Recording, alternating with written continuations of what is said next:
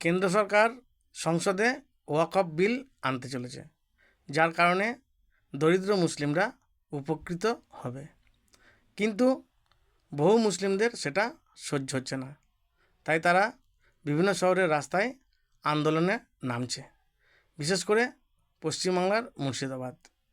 পুলিশের গাড়ি ভাঙচুর, পুরানো কি না করলো, পুলিশ তো পালিয়েই গেল, আর মমতা খালা তো ওদের উস্কানি দিয়েই চলেছে।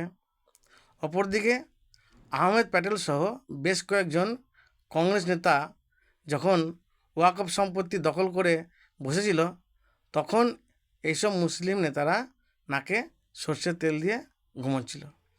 তার কারণ কংগ্রেস তাদের বন্ধু পার্টি বলে এরা মনে করে। যদিও বিগত 65 বছরের কংগ্রেস শাসনকালে মুসলিমদের উন্নতির জন্য কি করেছে ওনারাই জানে। সেই পাপ্পু রাহুল গান্ধীও এখন মুসলিমদের উস্কানি দিচ্ছে। সত্য সেলুকাস, কি বিচিত্র এই দেশ।